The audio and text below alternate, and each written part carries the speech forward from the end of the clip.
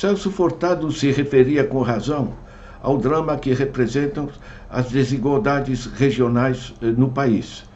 Mas essas desigualdades no Brasil estão articuladas com desigualdade também de nível de renda entre as pessoas dentro das próprias regiões, na desigualdade de raça, desigualdade de gênero, né?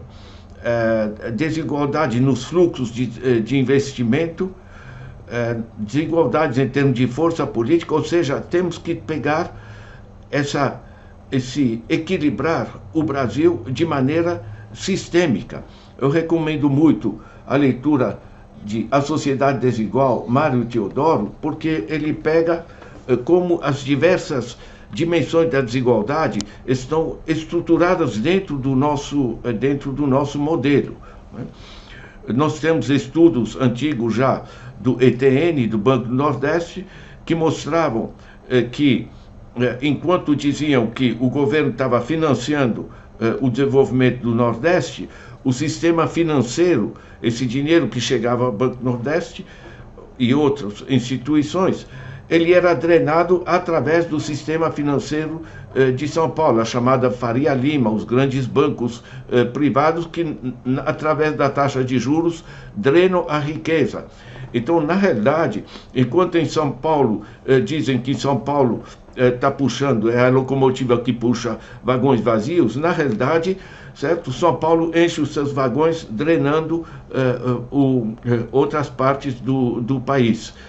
Esse reequilibrar o conjunto do sistema é absolutamente fundamental, e um banco como o Banco do Nordeste tem essa função essencial de assegurar que os recursos financeiros sejam produtivos, sirvam para o desenvolvimento efetivo de toda a região.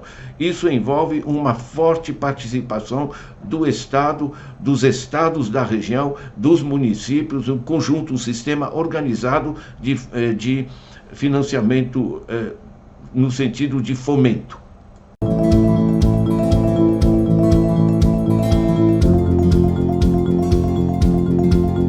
Entender o dreno financeiro no país é fundamental. Nós temos uma taxa de Selic 13,75. Quem é um empresário que ia investir, produzir alguma coisa, ele pensa, para que eu investir? Tomar riscos. Se eu simplesmente compro títulos da dívida pública que me remunera 13,75%.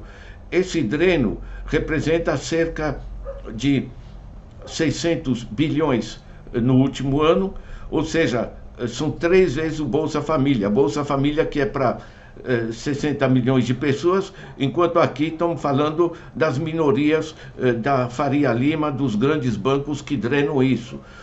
E esse dinheiro, esses 600 bilhões, que são gigantescas somas, podiam servir para o desenvolvimento regional, para fomentar a economia do país. Mas temos mais. A taxa de juros sobre as famílias, para a pessoa física, está no nível de 55,8%, certo? Quando no resto do mundo está em torno de 4, 5% ao ano, e aqui apresenta um juro ao mês, certo? Se vocês somam também os juros sobre pessoa jurídica para as empresas, 23,1%. Nenhuma empresa pode se tocar com esse tipo de juros, quando no resto do mundo estão na faixa de 3, 4%, quando muito. Ou seja, é um dreno financeiro que representa cerca de 2 trilhões de reais, e 2 trilhões de reais são 20% do PIB. Isso está paralisando a economia. Agora, esses lucros financeiros vão basicamente para as grandes sedes do Bradesco aqui em São Paulo, né, na Cidade de Deus, vão para a Faria Lima, os grandes grupos financeiros instalados aqui em São Paulo, e que estão ligados aos grandes grupos internacionais de aplicações financeiras, como a BlackRock, State Street, Vanguard, a Credit Suisse atolada em tramóias, que agora está na mão da UBS. Mas, na realidade, nós temos que retomar o uso útil dos recursos, porque o dinheiro da taxa Selic é dinheiro dos nossos impostos, e os juros que se cobram para a pessoa física e para a pessoa jurídica é dinheiro também dos nossos depósitos.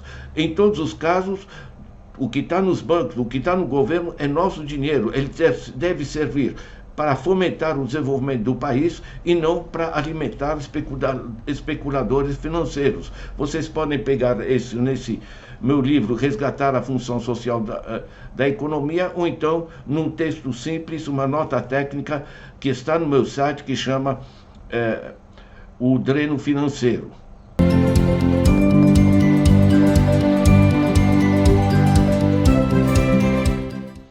Quando falamos que o dinheiro tem que voltar a ser útil, são coisas práticas. Por exemplo, em vez de trazer alimentos por caminhão do sul ou de grandes capitais, em todo o interior do Nordeste, você pode ajudar pequenas cidades, ou médias, ou até grandes, a organizarem um cinturão verde hortifruti granjeiro. Você passa a gerar empregos para a pessoa subutilizada, você dá uma função muito mais intensa ao solo em torno das cidades, você gera pequena indústria de transformação e acondicionamento, você gera recursos para o setor público, porque o dinheiro volta, porque você colocou o dinheiro numa atividade que gera atividades produtivas, em vez de ser drenado por lucros financeiros. Então, o centro nessa utilidade do dinheiro é o dinheiro ser utilizado onde ele se multiplica. Tem regiões que isso pode financiar pequenas infraestruturas, mas, sobretudo, organizar, em contato com as prefeituras, o cofinanciamento de atividades que dinamizam o conjunto de atividades locais. Nós podemos fomentar, por exemplo, o saneamento básico, que é intensivo em mão de obra simples, pouco formada, né, que reduz os custos de saúde. R$1 colocado em saneamento básico são R$4 que você deixa de gastar com doenças. Ou seja, essa orientação do dinheiro em articulação com associações locais, com as prefeituras, de maneira descentralizada, de maneira capilar, para assegurar que o dinheiro vá para onde ele realmente é mais útil, é mais necessário para a comunidade. Isso significa você fomentar em todos os municípios, todas as regiões, conselhos locais de desenvolvimento, né, para você ter uma coincidência maior entre o que a comunidade necessita e para onde vão os recursos. E o mecanismo de cofinanciamento, eu acho que é um mecanismo muito forte, porque as comunidades ou uma prefeitura colocam uma parte, e isso assegura que o dinheiro seja realmente útil.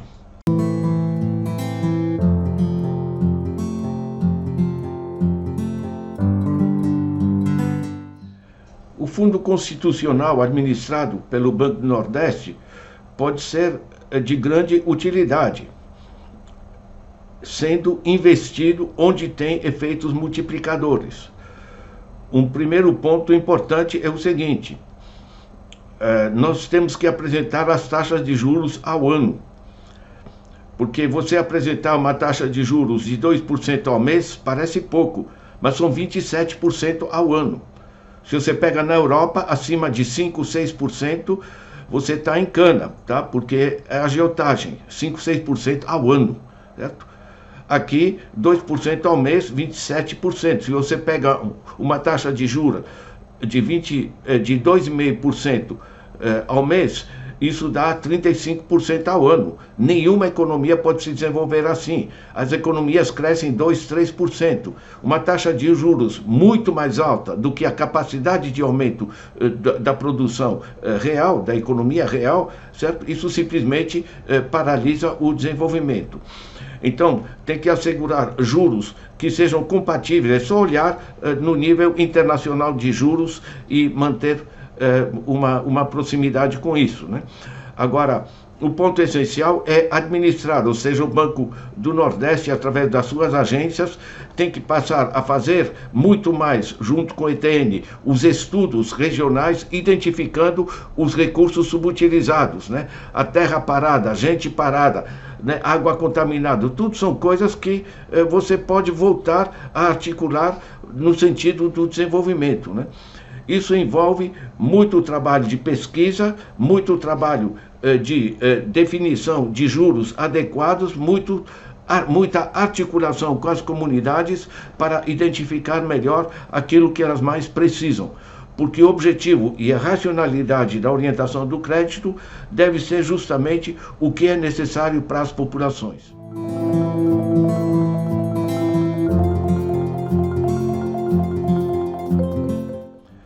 O papel dos trabalhadores do Banco do Nordeste para o desenvolvimento da região é absolutamente fundamental.